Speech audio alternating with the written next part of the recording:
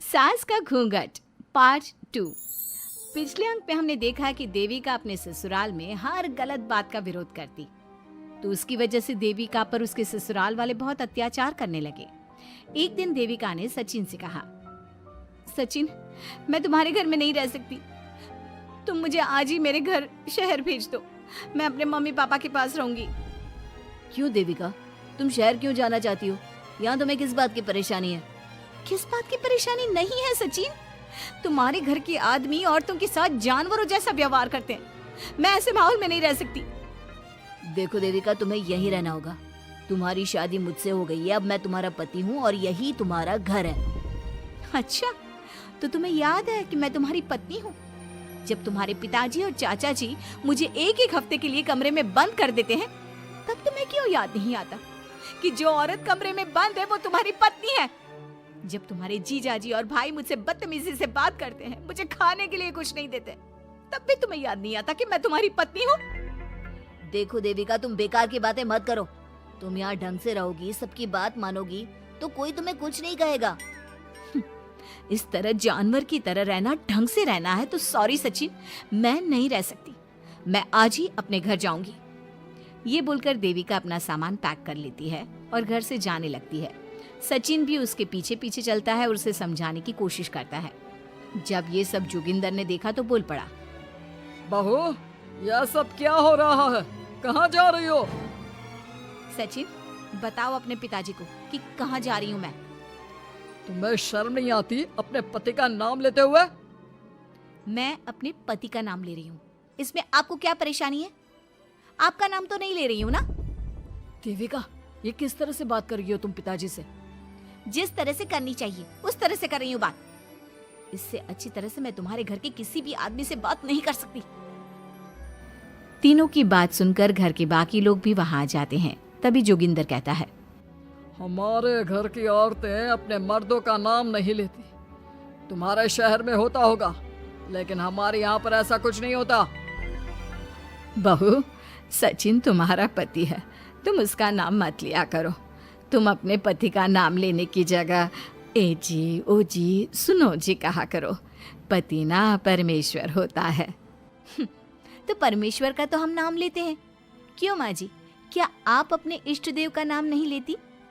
माँ जी, ये सब इन पुरुषों के बनाए तौर तरीके हैं, औरतों को दबाने के लिए।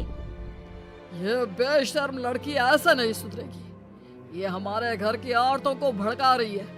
सचिन, तुम इसे चुप कराओगे या फिर मैं करूं? नहीं नहीं पिताजी, मैं अभी समझा देता हूँ। चलो देविका अंदर, और कितना तमाशा बनाओगी मेरा। सचिन, मैं अंदर नहीं बाहर जाऊंगी, अब मैं यहाँ नहीं रह सकती। देविका की बात सुनकर महेंद्र कहता है, भाई साहब, ये लड़की इस घर से और गांव से बाहर ना जानी चाहिए, नहीं तो हमारे घर और गांव की औरतें भी ऐसी ही हरकतें करेंगी, वो भी मर्दों के खिलाफ बगावत करेंगी। और मैं भी देखती हूँ कि मुझे घर से बाहर जाने से कौन रोकता है। बहू, इनसे बहस करने का कोई फायदा नहीं, तुम अंदर चलो। इस गांव के मर्दों के अंदर बहुत अहंकार भरा हुआ है। देविका किसी की बात नहीं सुनती और अपना सामान उठाकर घर से बाहर जाने लगती है। तभी वहाँ मोहन और कल्याण आते हैं। कल्याण देविका के हाथ में से उसका सूटकेस छीन लेता है और मोहन देविका को जोरदार थप्पड़ मारता है। देविका का सर दीवार में लगता है और वो बेहोश हो जाती है। देविका, देविका तुम ठीक तो हो? भैया, आपकी हिम्मत कैसे हुई मेरी पत्नी पर हाथ उठाने की? सचिन, तुम जल्दी से देविका भाभी को अंदर कमरे में ले जाओ, मैं अभी वैद्य जी को लेकर आती हूँ। वीना जल्दी से वैद्य जी को लेकर आती है। वैद्य जी थोड़ी देर तक देविका की जांच करते हैं और कहते हैं, मुबारक हो आप सबको, आपकी बहू माँ बनने वाली है।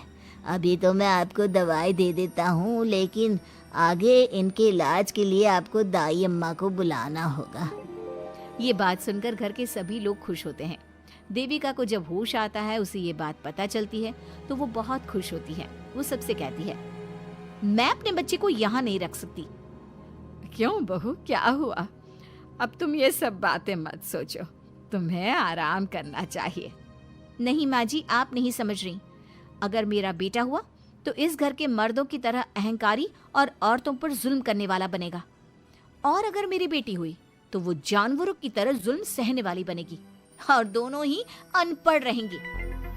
देविका की बात सुनकर घर की सभी औरतों को पहली बार एहसास हुआ कि वो किस अंधकार वाले समाज में जी रही हैं।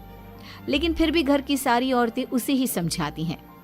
बहू देखो, तुम्हारी बात सही है, लेकिन तुम इस हालत में सफर नहीं कर सकती। हाँ बहू, तुम यहीं रहो, अपना और अपने बच्चे का ख्याल रखो। देखो ना देविका भाभी, हमें बिल्कुल भी पढ़ना लिखना नहीं आता, अपना नाम भी नहीं लिख पाते, तो आप मुझे थोड़ा पढ़ा दीजिए ना। देविका, तुम्हारी बातें सुनकर पहली बार हमें एहसास हुआ है कि कैसे माहौल में हम जी रहे हैं। तुमने हमारे अंदर उम्मीद की नई रोशनी पैदा की है। यहाँ से मत जाओ तुम। देविका ने घर की औरतों की बात सुनी तो उसका दिल पसीज गया। उसने गांव में ही रहने का फैसला लिया। वो अपने घर की औरतों को रोज पढ़ाती, उन्हें अपने अधिकारों के बारे में, देश के बारे में बताती। इसी तरह कई दिन बीत गए और एक दिन सुजाता ने सचिन से कहा, सचिन, देविका की तबीयत ठीक नहीं, तुम जल्दी जाकर दाई अम्मा को बुला लाओ ना। भाभी, दाई अम्मा क्या कर लेंगी? आप किसी डॉक्टर को बुला लो, मेरी तबीयत ठीक नहीं है। देविका, गांव के लोग डॉक्टर पर भरोसा नहीं करते। दाई अम्मा बरसों से ये काम कर रही है, वो तुम्हें ठीक कर देगी। सचिन, तुम्हारे घर वाले अनपढ़ हैं, तुम तो पढ़े लिखे हो ना, देख नहीं रहे मेरी हालत क्या हो रही है।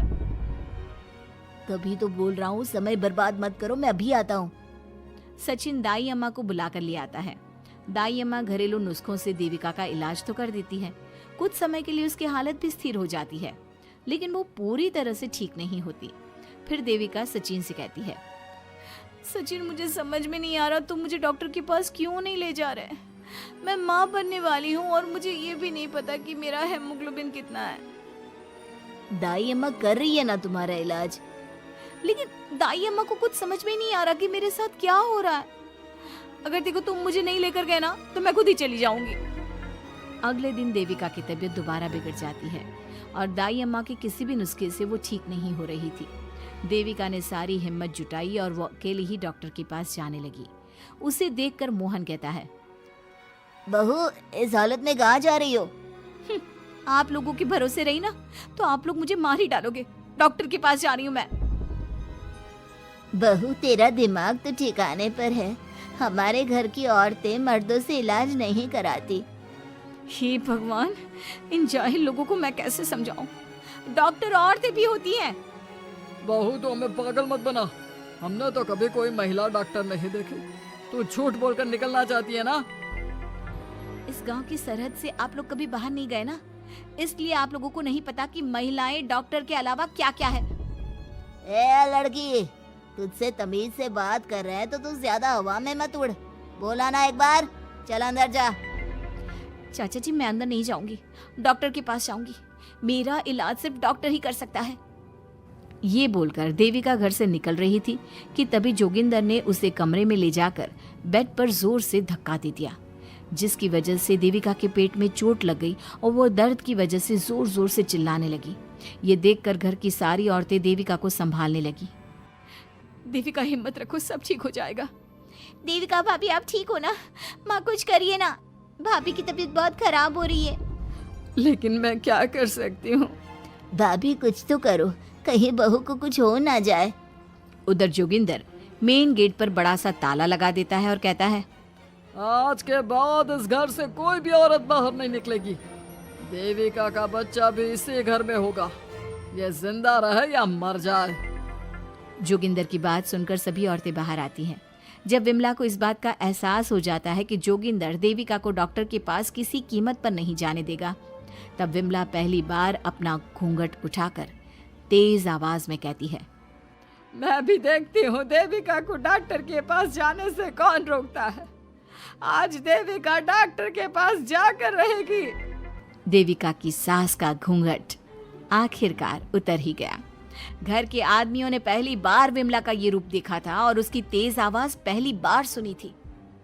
क्या विमला अपनी बहू की जान बचा पाएगी या जोगिंदर अपनी पत्नी की आवाज भी दबा देगा? ये जानने के लिए हमारे अगले एपिसोड का इंतजार कीजिए और हमें कमेंट में ये भी बताइए कि घर की औरतों को आगे क्या कदम उठाना चाहिए।